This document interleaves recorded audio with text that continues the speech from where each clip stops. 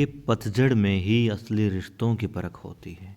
कि पतझड़ में ही असली रिश्तों की परख होती है, वरना बारिश में तो कमबख्त हर पत्ता हरा दिखता है।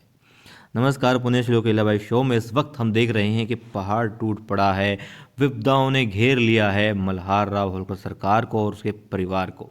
और देखिए यहाँ पर अब पूरा परिवार एक हो चुका है, चाहे वो द्वारकाबाई साहिब हो या रखमाबाई हो, हर कोई सिर्फ और सिर्फ होलकर परिवार के बारे में सोच रहा है, मालवा के बारे में सोच रहा है।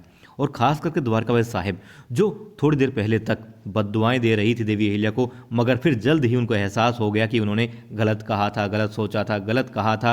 और वो मन ही नहीं वो कहती हैं, दुखी होकर के कहती हैं, रोती हुई कहती हैं कि ऐसा नहीं होना चाहिए, ऐसा नहीं होना चाहिए। क्यों? क्योंकि वो भयभीत हो गई हैं। वो भी खंडेराव से प्यार करती हैं, वो भी उन्हें अपनी संतान मानती हैं, भले राजमाता बनने के लिए अड़ंगा मानती हो, रोड़ा मानती उनको, मगर फिर भी वो नहीं चाहती कि वो रास्ते से हटे।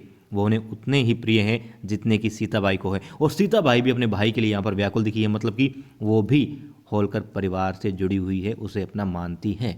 और अब हमने देखा द्वारकाबाई साहिब का वो रूप जो देवी अहिल्या की शादी से पहले था। वो पहले अक्का साहिब को अपनी बड़ी बहन मानती थी और छोटी बहन बनकर उनका सहारा कहा माना करती थी, कार्य किया करती थी। ठीक है, लालच है कहीं ना कहीं, और वो खैर ये लालच ऐसा है राजमाता बनने का जैसे बहुत सारा दूध है और उसमें एक बूंद जहर की डाल दी गई हो। बिल्कुल वैसा ही हो गया है उनका चरित्र इस वजह से। मगर फिर भी वो लालसा को यदि छोड़ दें तो वो अपने परिवार का भला ही चाहती हैं। यहाँ पर उन्होंने दिखाया है वो कितना भला चाहती हैं। और एक मित्र हैं सुरेश भारती नादान, उन्होंने कहा है, ए खुदा बस इतनी रजा कर दे, कि ए खुदा बस इतनी रजा कर दे, मैं जहाँ भी रहूँ उस मकान को तू घर कर दे। और यहाँ पर देखिए ये होलकर वाड़ा जो है अब एक घर हो गया है।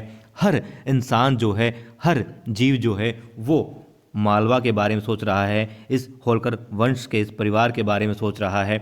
और द्वारकाबाई साहेब जो खुद का, हम देख रहे थे, सिर्फ और सिर्फ खुद का सोचती हैं, खुद के लिए जीती हैं, वो स्त्री भी अब क्या कर रही हैं, वो इंसान क्या कर रही है, वो ढाल बन गई है अपनी बड़ी बहन अक्का साहेब गौतमबाई सरकार की। उनके पीछे पीछे जाती है। और देखिए वो कब जा रही हैं गौतमबाई सरकार के पीछे पीछे, जब गौतमबाई सरकार देवी अहिल्या के पीछे पीछे जाती है कि वो लड़ रही है, उसकी ढाल ना बन पाऊँ, मगर उसके लिए वार तो सह ही सकती हूँ, उस पर आने वाला वार मैं सह सकती हूँ, उसके लिए मर तो सकती हूँ। तब देखिए अपनी बड़ी बहन अक्का साहेब गौतमबाई सरकार की ढाल बनने के लिए जाती है द्वारकाबाई साहेब। और यहाँ पर वो प्यार दिखाई दिया जो परिवार के लिए है।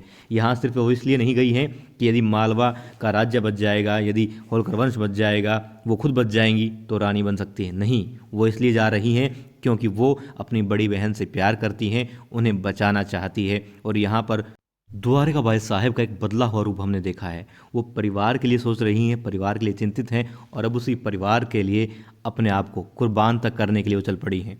देखिए उन्हें कोई ऐसा विकल्प नज़र नहीं आ रहा है यहाँ पर कि वो बच जाएंगी या फिर जो इतनी भी स्त्रियाँ हैं वो सुरक्षित हैं, मगर फिर भी वो आगे बढ़ चली हैं खतरे की तरफ, सिर्फ और सिर्फ अपनी बड़ी बहन अक्का साहिब गौतमबाई सरकार को बचाने के लिए। तो हो सकता है, हमें ऐसा लग रहा है यहाँ पर कि वो सुधर जाएगी, उसे पश्चाताप भी है, पछतावा भी है अपनी कथनी पर जो भी बोल देती हैं।